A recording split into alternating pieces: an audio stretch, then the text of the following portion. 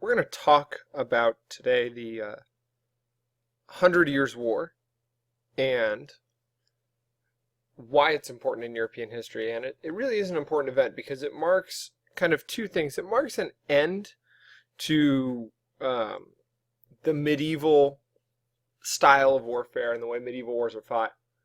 And it also, at the same time, marks this like turnover in political institutions. And so it is when those two ideas kind of overlap is during this 100 Years' War. In many ways, the war is an older style war, an older conflict, but it's also representative of a newer war. And so we'll kind of look at how that goes and that kind of dualistic quality that this war has and why it's so important. And it's worth orienting ourselves in time here. This 100 Years' War starts in 1337 and lasts until 1453, so we're overlapping kind of these major events such as the Black Death and the Great Famine and the Little Ice Ages. So we'll talk initially about the causes of the 100 Years' War. And so this also is indicative of it being kind of the traditional European war, and this kind of type of war will continue on for many more centuries. Largely a result of the entanglement of the royal families of these two nations. So you have within Europe this real effort to marry only other royal families. So you want to keep the bloodline, quote, pure. You don't want your royal family marrying someone of a lower status, because at this time there was a view that the actual blood of these people was distinctly different. And if you married someone who was lower than you, you'd be diluting this goodness. And so you have tons of intermarriages, and this will create lots of problems as we move through European history. But this intermarriage creates not just, genetic problems, but it also creates political problems, because if someone dies without an heir, they often look back and try and figure out, okay, so who's next in line for this? And so that is what happens really in France, that the King of France, Philip the Fair, dies, and King Edward III claimed the French crown. His mother had been like a grandson of the old king, and so, or granddaughter of the old king, so she thought she had a claim, and we'll look at that. Obviously, the people in France who had, this would have an impact on them, and they wanted their own to be king, so they reject that claim. And not only that, they rejected the English king, Edward III. They rejected his authority to rule any parts of France, and we'll look at a map in a second here that shows England controlled the region known as Gascony and Aquitaine as well. And so the French rejected their ability and denied that England had any legal or lawful right to this territory, and so they grabbed this land, and this sparked the war. Other causes is we find this war ends up being a civil war in many ways between French noblemen. They split on who they want to support, and that's because they're each searching to gain more power. They believe that if they can kind of get behind the right guy, then they will win the war and end up with more power, and so that is their hope. Now, that doesn't always work out, obviously, but that's kind of their goal. And a third thing is, of course, economically, there is a desire to control the wool trade in Flanders, that is the Low Countries. Flemish wool was very well known at this time, and they would ship it across the Channel to England, but also to France. France got most of it, but the English wanted to get more skin in the game in that industry. And so all of these are kind of underlying factors for why this war breaks out. And so we can see here kind of the chaos of this 100 Years' War and how it happened. So you have Philip III, who was the King of France, his son Philip IV, and Charles of Valois. Philip had 4 children: Louis, Philip, Charles, and Isabella. Isabella ends up marrying Edward II, who was the King of England. And they have a son, Edward III. And it is this that allows Edward III to claim the French throne, because it follows the firstborn son, so Philip III, it goes to his firstborn son, Philip IV, firstborn son, Louis X, and then Louis X and John I both die, so then it goes Philip V, he dies, Charles IV, he dies, so now we're sitting there kind of without an heir, and so Edward III believes that it should be rightfully his, because he is kind of the next male on this side of the family tree. However, this side of the family tree over here, the Valois side, has also male heirs. And so Philip IV declares himself King of France. They kind of crown him King of France. And then John II, King of France as well. And so it continues on this line. So you have crossing claims, each going back to Philip III, who they believed would have wanted the inheritance to pass on to them. So you see this kind of real chaos that exists because of this intermarrying. And obviously, these members over here did not want to see the unification of the English and French thrones. And in fact, most people didn't, because that would have created kind of this superpower that would have offset the balance of power that existed. So let's then get into the nitty-gritty of the 100 Years' War. And it doesn't obviously last a full 100 years. There are many years where no fighting actually happens. They're only fighting in kind of the spring and summer, the campaigning season, because then everyone's got to get back to harvest their crops and no one's fighting in the winter. So you kind of have all sorts of things going on here. But it's worth initially looking at the major differences in the army is that the English really rely heavily on the longbow. They have knights as well, but the longbow is their main weapon. It's not necessarily the most accurate thing in the world, but it shoots a long way, allowing them to get off a lot more volleys of arrows before they have to engage in combat, thus kind of weakening the numbers. The French are heavily reliant on their mounted knights and crossbowmen. Crossbows are super accurate and deadly, but they take a long time to load. You have to recrank every one, and so they're super inefficient. That's kind of the makeup. But it's worth noting that war at this time is pretty gruesome. So you have knights who are riding around in their armor with their swords, looking all great and grand and ready to go to war. But then you have everybody else. You've got to fill out the rest of the army. And what happens is they just conscript local peasants and force them to join the army. And they've got to bring what they have. And they can't afford armor. They can't afford weapons. So what you end up with is a lot of this rabble that basically uses farm tools or whatever they can lay their hands on as weapons. If they're lucky, they'll get pikes, which are really long sticks. And those are really nice they're really long spears, essentially, for spearing a mounted knight off his horse. But most of them are out there fighting with no armor and farm tools. And so what will happen is they'll push these massive peasants together, they'll fight for a while, and then the knights will come riding through, killing all the peasants. Just kind of having fun at that. The knights generally are not fighting against each other. Your goal would not be to kill the other knights or noblemen, but rather to capture them. Because if you capture them, you can ransom them, and then you can make money. So this war can be kind of a profitable exercise for you. Otherwise, war is really expensive. So that's the way wars were fought. The noblemen and the knights generally don't die. It's generally the average ordinary people, the peasants, who are out there getting themselves killed. Of course, a stray arrow could end up killing knights or noblemen, and so archers were very much disdained at this time. There was a lot of frustration and dislike of archers, and if you were found in it and they knew you were an archer, they would actually cut off either fingers or hands on your right hand, so that way you'd not be able to fire a bow anymore. And so this kind of difference in armies shows up at the Battle of Crécy in 1346, and you don't need to know much of the details, but the English are on top of this hill. It's muddy, it's raining, and they use their longbowmen to just cut down the French forces, including the French knights, the cavalry, the mounted soldiers. And instead of the gentlemanly thing to do, the old chivalry, which would be to then go capture these knights, what ends up happening is the English knights ride in and start killing everybody they see. And so we see this real shift in the way warfare is fought.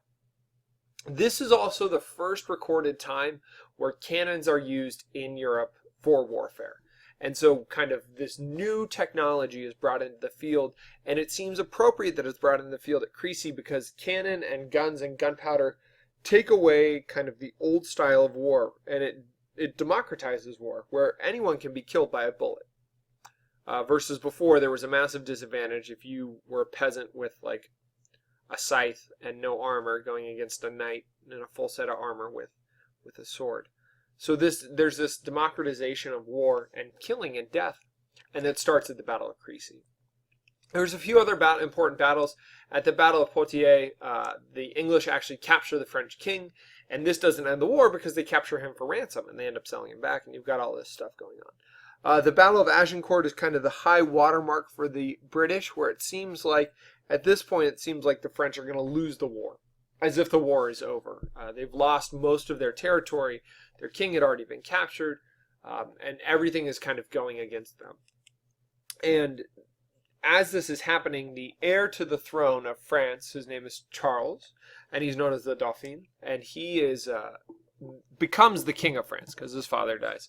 But he is uncrowned. In order for him to get crowned, they need to go to the capital of Reims, and they can't get there because the French city of Orleans is being occupied by the British. And so along at this time comes the most famous person from the 100 Years' War, and that is Joan of Arc. And Joan of Arc is a young peasant woman. She's 17 when she kind of gets involved in this war for the first time. And she claims that she has a vision from God, that she can, that God wants the king to be crowned, and he wants the English kicked out of France.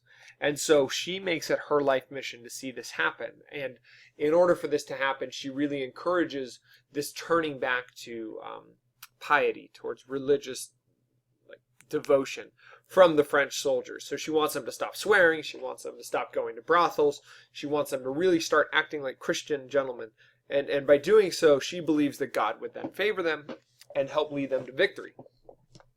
And so she kind of helps break the siege of Orleans, which is a really uplifting moment for France, where suddenly you start seeing people believe that the French can turn this around after all the disasters, that there is actually hope. And so then with this lifting of the siege, they're able to get the Dauphin crowned king, and there's this swell and surge of pride in France. And you start to see the beginnings of nationalism. And that is, slowly people are stopping to view themselves as being from a certain region of France. That's Burgundy or Normandy or Languedoc, but start to see themselves as being truly French. And that's part of Joan of Arc's kind of unifying thing. That's also a result of the 100 Years' War. In 1430, Joan of Arc is captured by the allies of the English, the Burgundians, which is a group of French noblemen who side with the English. She is then taken to court and tried as being a witch and for committing heresy for wearing men's clothing. She's found guilty because she obviously wore men's clothes to lead the French into battle, and she is sentenced to death. And in 1431, she is burned at the stake as this symbol of French, and she's become this symbol of French pride and French nationalism. And the French end up rallying behind her, and eventually, 22 years later, in 1453, they win the war by driving out the English. And so that is kind of the overarching layout of the 100 Years' War. It basically starts with defeat after defeat for the French, including the kidnapping of their king, and then they slowly manage to turn it around through kind of the efforts of Joan of Arc, and then eventually the new king, until they win in 1453. As I mentioned before, this is an important war because gunpowder is used for the first time, and it's not super accurate, and cannons are mostly used for fear and intimidation. But it ushers in a new era because suddenly those city walls that used to be so impenetrable and sieges that used to last forever, they're no longer lasting forever because you just bring in cannons and you can knock down the wall a lot more quickly than you could before. It's also worth noting that the French at this time, and this is going to be a prelude to later conflict, are encouraging Scotland to, and some Scottish allies that they have, to launch raids into northern England as kind of diversionary measure. So you have multiple fronts to this war, although most of it's fought in northeastern and southwestern France. There are some raids from the Scottish on the north and a few raids by the French Navy along the British coast. Again, you can see here kind of the layout of the 100 Years' War and how it begins. This is at the beginning of the war. This is the French or the British territory in France. You see Gascony and Aquitaine that they had before, that the French had tried to seize, and then of course the English got it back. And you see slowly they're able to kind of move forward and gain more land. So from 1337 to 1360, they gain more land up in Crécy, around Poitiers, around Aquitaine, and Bordeaux. However, things start to move back after the siege of Orleans, and you start to see the French regain some of the territory from here to here. But you see, when I talk about it being the Battle of Agincourt being the high watermark for the British, they control almost all of northern France. They still control this area in southwestern France. Their Burgundian allies have kind of broken off from France, and so France, as it's known, is in this small little area down here. And it is not until 1453 that they're able to get all of France back. Of course, some of the Burgundian lands, it takes a little while to get that back. But you see this real shift in the fate of England, where they almost had this war won until Joan of Arc came along and kind of really shifted the picture. So that's the war. And what are the consequences? There's a real political instability. Feudal institutions, as we know them, are starting to fall apart. So that relationship of noblemen owing allegiance to king starts to fall apart. And we see that with the Burgundians going elsewhere. The breakdown between knights and vassals and lords, it starts to fall apart. New royal dynasties come into play. Of course, we saw the Valois for the French come in to replace the other lineage. In England, and we'll look at this in a second, a king is deposed and replaced by a new king. So there's kind of these new shifting families that are happening. There are also massive financial problems. This war is incredibly expensive, and it's really hard to earn money, especially because it's coming at a time of, if you recall from the Black Plague and the Little Ice Age and Great Famine, at a time when there is inflation, income for the aristocracy is going down because they're not producing as much food and they're not selling it for as much. So they're unable to pay their armies to stay in the field, and they try to offset this by doing ransoms. But of course, if the other side doesn't have money either, that's not going to work. So the only result, the only possible way they can get money is through taxation. But in England especially, the king cannot levy a tax without Parliament's consent. And so what happens is the king says, well, I need to raise taxes. And Parliament says, that's fine, you can do that, but you have to give us X, Y, and Z. And so Parliament suddenly begins to hold this over the king as a new way of controlling them and fighting against them. And so it's a really interesting dynamic that shifts there, and we'll look a little bit more at that. And then another result is there's massive peasant revolts throughout. The peasants are upset because they're constantly being taken away from their farms to go fight, which means they have even less food than they had before, and they're dying for this war that doesn't seem to matter or affect them whatsoever. They don't really care who's in charge of them. They're going to be oppressed no matter what. So they revolt, and the English and French both have to deal with this in addition to the major war that's going on. So you kind of have all of this instability going on, and keep in mind that this is at the same time as the Black Death and the Great Famine. So not only political instability, but social instability as well. So everything's really kind of up in the air. And we see that it's really difficult for these kings to raise armies, because the way the feudal system would work is the king had no standing army. What they would do is tell all the lords under them, hey, you need to raise armies to go to war. We are going to go fight this, and they would do so. But what happens is either they don't want to do it, those lords don't want to do it, they can't afford to do it, and the king has no army to force them to do it. So this contributes to this breakdown of feudal institutions and this recognition that there needs to be a new way of doing things. And so we begin to see this in England. Edward III starts this with Parliament, and he starts to have to really use Parliament. And there are two houses to Parliament. One is the House of Lords, and that's kind of the upper class, the aristocracy, that those seats get passed on from generation to generation through family members. And the other is the House of Commons, and that's for the, quote, common people, but really it's for the well-off merchants, lawyers, who are involved in government. And those two groups control the taxation and the taxes, and so they're really able to push forward the power of Parliament. Parliament had been instituted with the Magna Carta way back in the 1200s, but it really kind of comes to fruition and strength during this time. And then after Edward comes Richard II, who tries to it's not that he tries to rule without Parliament, but he doesn't get along with Parliament. And so there are times when the aristocrats start to gain power, and they essentially rule as a small council with him as kind of their nominal figurehead. And he does not like this. And so what happens is, after he's kind of able to wrest back power and control of the government, he ends up purging these people. And of course, if you're purging your lords and the aristocrats, then you are purging yourself not only of your enemies, but also your supplies and your taxes and your troops and everything you need. And so this really backfires on him. And so as the kind of tide turns against Richard, along comes Henry IV, who uses a kind of a really shady claim through his uncle in order to claim himself king. And because all the aristocrats hate Richard, they're more than happy to support Henry IV. So Henry IV is able to come in and, without much resistance at all, depose Richard and take over the kingship of England. Of course, he now owes the aristocrats, and so the result is that Parliament gains more power at the expense of the king. In France, it looks a lot different. In France, the king starts to gain more power. And this starts when it's really shown that there is a massive weakness in the French monarchy.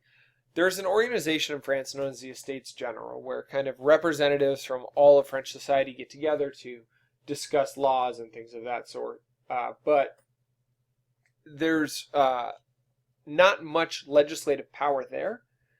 And in their 1357 meeting, they tried to push back against the king to prevent him from imposing new taxes to pay for this war. And they're initially successful. And so they feel like they have this kind of upper hand, and they're able to hold the king in check. And this continues on through Charles VI, and he's kind of stuck in the middle. There's a competition between the two groups of dukes, one from Burgundy, one from Orleans, to control him. But what Charles figures out eventually is that he can try and play them off against each other. This backfires, and the Burgundians end up going to help England. But we see later that this competition between noblemen, and not just Burgundians and those from Orleans, but throughout all of France, allows the kings to play them against each other in order to secure his power. And so there's two really vastly different outcomes of this 100 Years' War in terms of the political landscape in England and France. And this is important because it sets up the foundations for those governments going forward for the next, in France for 200-300 years until the French Revolution, and in England really up until today. And so in England we see a decline in the power of the king, while we see an increase in the power of the noblemen. So we have decreased power of the monarchy, increased power of Parliament. And that sets foundation for representative government, bicameral legislature, things of that sort. But in France, we see the power of the king really increases, and the power of the noblemen declines, because he's able to play them off against each other, and when they are so badly defeated, he's able to put in new noblemen that owe their allegiance to him. He's able to bring the Burgundians back into the fold under the conditions that they're more subservient to him. So the king really lays foundations for what becomes French absolute monarchy, which reaches its height with Louis XIV, but really we see it develop into this absolutist government. So you have these really, really different outcomes in these two different countries, and that's really important to know as we move forward in European history. And because these two Western countries set up those two types of government that will battle each other out for the next few hundred years.